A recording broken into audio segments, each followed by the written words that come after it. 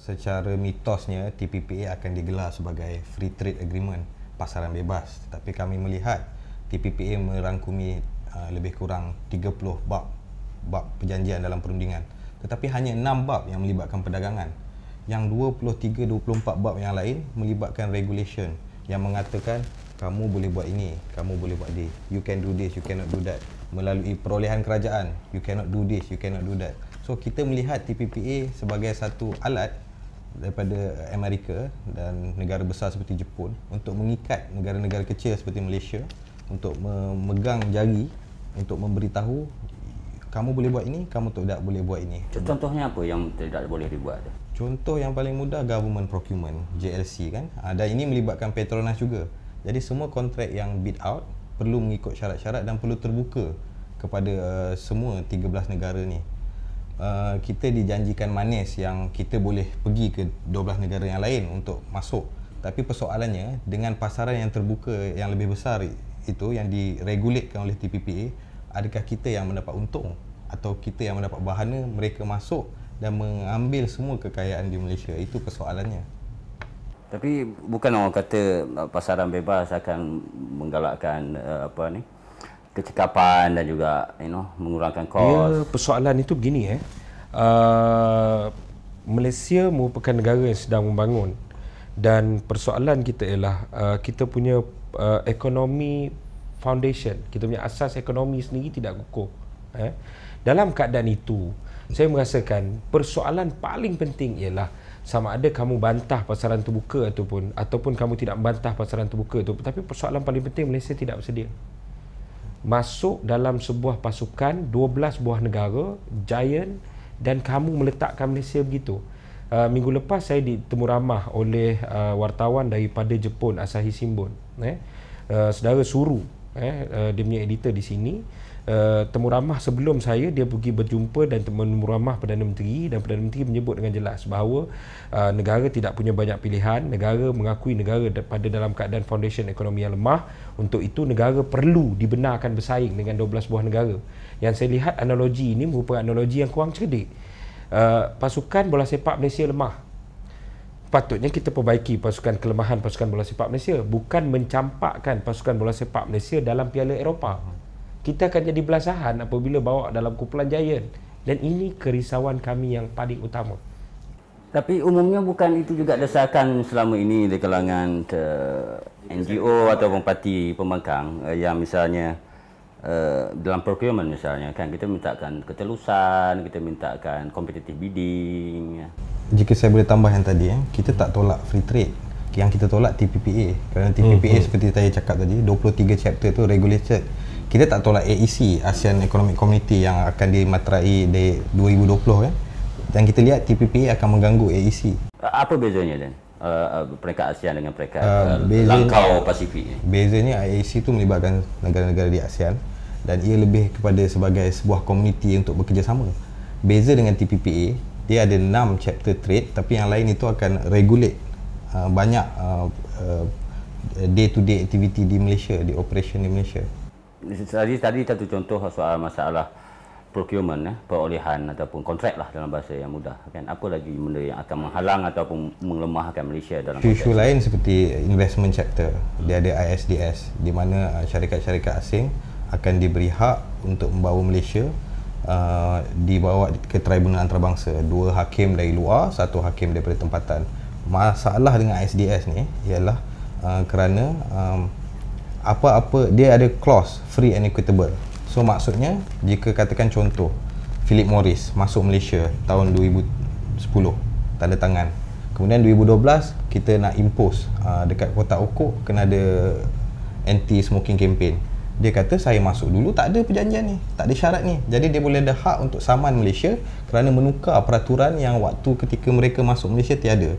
Dan kemudian bila kita tanda tangan TPPA, semua syarikat yang sudah ada di Malaysia daripada 13 negara ni akan terus mengikut perjanjian TPPA. Contoh Linas kan? Contoh Linas yang ada di Malaysia sekarang terus akan mendapat benefit daripada perjanjian TPPA. This is a very interesting question lah, very good question. Kalau kita lihat US dah tanda tangani FTA sebelum ini dengan banyak negara. Kita ada Chile, kita ada Korea, kita ada Singapore. So apa yang tim kami dah lakukan, tim bantah dah buat, kita kaji semua FTA yang telah ditandatangani dengan Amerika.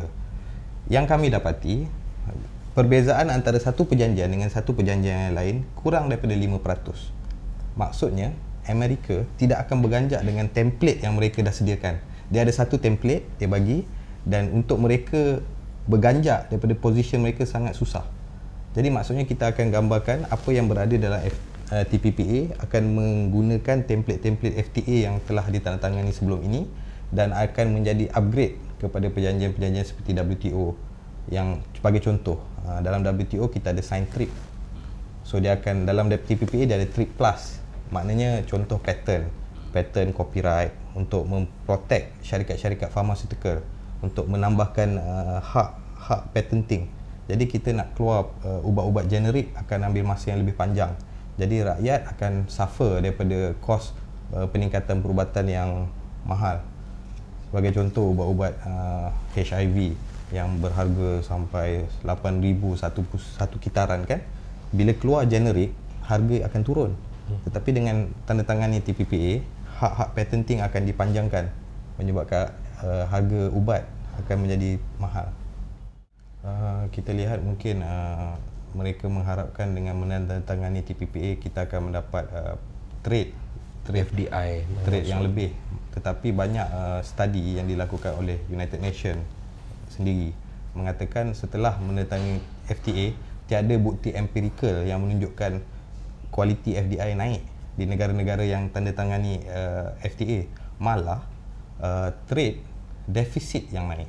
Contoh di Singapura, tandatangani pada tahun 2003. Ketika itu trade deficit mereka dengan Amerika bernilai negatif 1 bilion. Tahun lepas trade deficit sudah negatif 10 bilion. So trade kita memang naik, tapi naik ke US atau trade US masuk ke negara kita, itu yang dipersoalkan. Itu maksudnya kita tidak begitu kompetitif, jadi kita takut negara besar akan menelan upayaan kita untuk bersaing, atau macam mana? Kita melihat semua negara yang pernah tanda tangan FTA dengan US dan kesan yang sama. Malah 13 negara ni kita perlu lihat. Malaysia yang paling risiko terbesar kerana kesemua 12 negara ini sudah ada FTA dengan Amerika. Yang tidak ada FTA dengan mereka hanyalah Jepun, New Zealand, Brunei dan Malaysia. Malaysia negara membangun. Malaysia negara sedang membangun. Jepun dengan New Zealand negara yang sudah maju. Jadi mereka tak ada masalah. Dan negara-negara lain sudah ada perjanjian FTA dengan Amerika. Jadi Malaysia mempunyai risiko terbesar untuk masuk dalam TPPA. Tapi kita juga sedang berunding dengan Amerika, akan FTA dengan Amerika akan beberapa tahun yang lepas. Kita pull out. Saya masih ingat 2008 Tan Sri Muhyiddin seperti dipetik oleh beberapa media mengatakan over my dead body untuk sign TPPA. Khairi Jamaluddin demo untuk menentang FTA dengan Amerika, minta maaf. Ketika itu Tan Sri Muhyiddin kata dia tidak sanggup melihat kesan FTA kepada petani-petani di utara. Sebab di Mexico kita lihat 3 juta rakyat kehilangan sumber pendapatan akibat lambakan bahan-bahan pertanian daripada Amerika masuk ke Mexico. Jadi kenapa pula seolah ada macam perubahan angin dari pihak kepimpinan negara dalam soal TPPA ni kalau FTA dulu mereka tak setuju? Itu satu misteri yang saya pun tidak pasti. Dia bagi saya dia alasannya ialah kita juga berlaku adil kepada sama ada pihak pemerintah ataupun pihak yang membantah.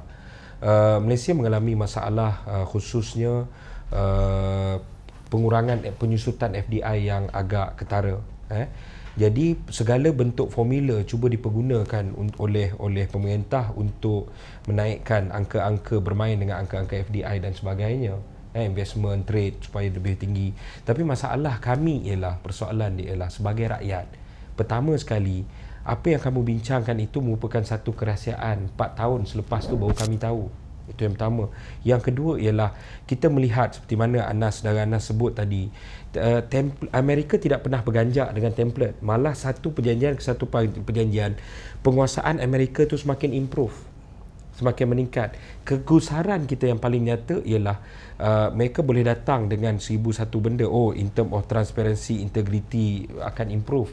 Tetapi kami melihat sebenarnya adalah rakyat dan negara. Ecuador sendiri suffer apabila FTA design Chevron, syarikat cari gali dan sebagainya. Bila penduduk tempatan nak saman, akhirnya dia ditarik ke Mahkamah Sekretariat FTA itu. Akhirnya 80 juta bukan saja gagal menyelamatkan alam sekitar setempat, tapi penduduk terpaksa membayar semula kerana apa? Perjanjian perdagangan. Benda-benda seperti ini merupakan satu mimpi ngeri kepada kita. Adakah kita mampu? Ini bentuk penjajahan baru.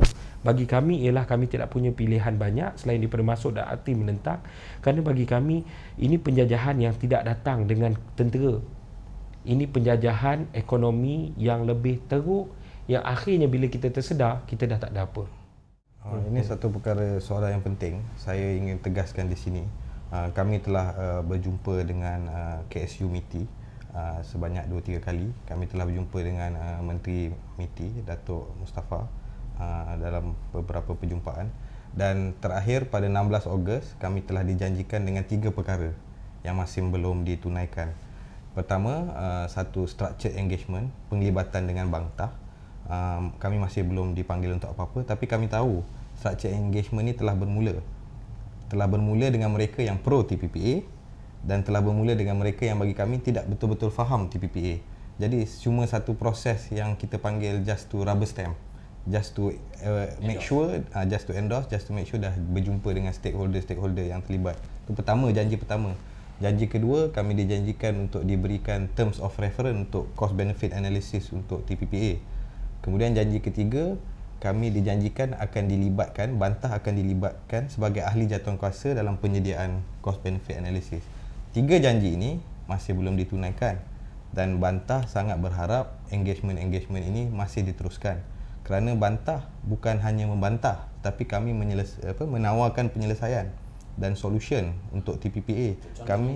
Kami telah menyerahkan 75 garis merah yang kami anggap memudaratkan negara kepada Perdana Menteri Datuk Seri Najib Tun Razak. Dalam garis merah ini kami telah tulis sebagai contoh, pertama, jika mahu tanda tangan TPPA, pastikan tiada bab pelaburan. Okey? Maksudnya apa tu? Maksudnya investment chapter terus tak ada dalam TPPA. Ya, maksudnya apa? Kenapa tak ada investment chapter? Kemudian kami tulis, jika insist untuk ada juga investment chapter, jangan ada klausa ISDS yang boleh menyebabkan syarikat menyaman. Macam contoh Ecuador tu, jumlah kes syarikat-syarikat dah menang di Ecuador setinggi US 1.9 bilion. Kes yang dah menang di mahkamah daripada syarikat-syarikat yang saman kerajaan Ecuador. Contoh di Brazil. Saman Ecuador ni sepatutnya apa?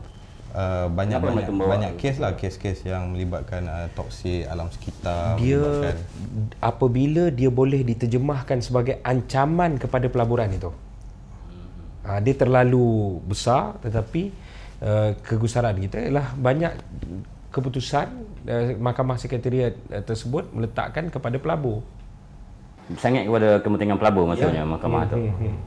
Kemudian contoh-contoh lain seperti kami juga tulis, jika mahu tanda tangan TPPA, jangan ada chapter intellectual property. Jika mahu juga ada chapter tersebut, pastikan syarat-syarat tidak melebihi syarat yang kita sudah tanda tangani dalam WTO dan tidak melebihi TRIPS. Contoh-contoh seberikut. Jadi kita ada 75 garis merah dan daripada garis-garis merah itu ada ruang untuk rundingan. Ada ruang untuk maknanya kerajaan berunding dengan 13 negara tersebut dan pastikan garis-garis merah yang memudaratkan negara ini tidak dipersetujui dan dikeluarkan daripada perundingan TPP. So apa statusnya setakat ni oleh pihak kerajaan? Feedbacknya apa? Setakat 16 Ogos, setakat yang dijanjikan itu kami masih belum menerima apa-apa maklum balas daripada MITI dan kami masih menunggu untuk engagement ini disambung semula. Oleh kerana poin ini besar, saya pernah lihat kenyataan ini diedarkan.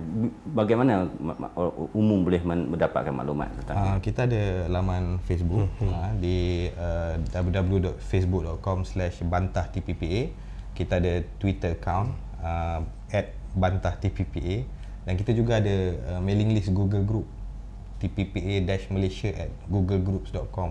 Dan tujuan laman-laman web ini ditubuhkan adalah untuk sebaran umum Sebab kami melihat masyarakat Malaysia perlu tahu, rakyat perlu tahu apa itu ancaman-ancaman yang bakal menggugat hidup mereka selepas TPPA ditandatangani.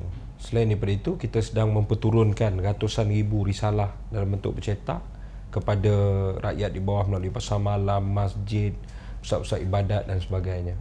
Sudah disiapkan atau belum? Sudah disiapkan dan proses ni sedang berlaku.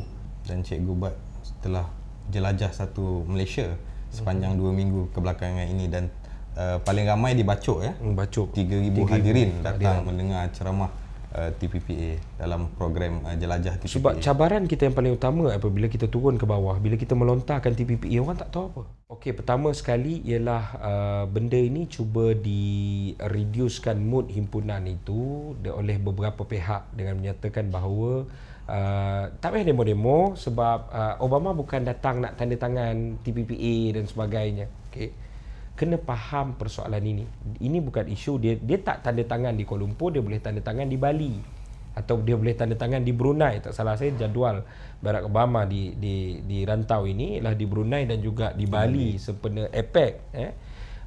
Dia boleh tanda tangan di mana saja ataupun di Amerika dan sebagainya. Tetapi ini jelas sempena lawatan Presiden Amerika ini, ketua negara kapitalis imperialis ini ke Malaysia, perhatian media dunia tertumpu. Maka kesempatan itu harus dilahirkan sebagai manifestasi rakyat Malaysia dan rakyat dunia. Bantahan itu kita akan berhimpun untuk menyatakan kepada dunia, dan menghantar, kita bukan appeal, kita menyatakan pada dunia dan send a strong signal, amaran, warning kepada penguasa dan juga Barack Obama. Apa dia? Malaysia bukan mainan dan budak-budak seperti 15-11 yang Portugis boleh masuk. Kamu hantar company Hindia Timur boleh senang-senang pisahkan negeri Kedah jadi Pulau Pinang dan sebagainya. Kita sudah ada pengalaman panjang. Rakyat akan turun untuk menyatakan bantahan untuk menghentikan penjajahan dalam bentuk baru ini. Jadi rancangannya bagaimana? Maksudnya dalam bentuk format macam mana? Street protest ataupun ceramah? Pada pukul berapa dan di mana? Kita akan buat pengumuman dalam masa terdekat sebab dia melibatkan banyak pihak. Dalam bantah itu sendiri, ada banyak pihak. Dan tapi semua bersetuju untuk ke arah demonstrasi tersebut. Yang kedua ialah memahami sentimen anti-Amerika juga wujud. Maka ada beberapa NGO dan gerakan lain juga akan menyertai. Jadi untuk itu dia terpaksa negotiate, bincang dan sebagainya untuk satu penyusunan protes yang besar daripada rakyat Malaysia. InsyaAllah dalam sehari dua kita akan buat pengumuman dan pengarahan yang jelas daripada mana ke mana, dan sudah tentu ia akan berada di depan batang hidung Obama itu sendiri, iaitu berhampiran dengan KLCC. Seperti yang Cik Gubat cakap tadi, ada juga dalam bantah yang melihat turun ke jalan sebagai usaha terakhir, yang masih cuba menunggu janji-janji daripada kerajaan untuk structure engagement, untuk melibatkan kami dalam perbincangan dan melihat bagaimana kita boleh teliti semua butir-butiran dalam perundingan TPPA. Tapi katanya perjanjian awal kalau boleh disign ialah dalam sekitar Oktober. Malaysia boleh menanggung ataupun macam mana seterusnya? Kalau ikut fahaman kami ialah perjanjian tu harus ditandatangani oleh 12 buah negara. Serentak dalam Oktober ataupun Malaysia boleh tarik diri ataupun sign kemudian? Dia mengikut syarat sehingga semua bersetuju. Mereka akan tanda tangani. Maksudnya kalau Malaysia tidak bersetuju, 12 yang lain juga tapi tak kalau melihat angin-angin dari Amerika, mereka kelihatan begitu yakin TPPA akan ditandatangani sebelum hujung tahun ini. Termasuk oleh Malaysia? Termasuk Malaysia. Dan mengapa mereka terlalu yakin, itu susah nak dipastikan kerana perbincangan ini banyak dilakukan di balik tabir, dilakukan secara rahsia dan kita tidak ada akses. Jadi apa tindakan selanjutnya bantah TPPA ni kalau kelihatannya perkara ni akan menjadi satu kenyataan? Selepas ada protes dengan Obama lah, apa tindakan selanjutnya? Bagi kami tidak punya banyak pilihan selain daripada kena menghalang perjanjian ini daripada ditandatangani, ataupun bottom line yang digariskan melalui bantah ialah beberapa garis-garis merah itu tidak boleh dimasuki.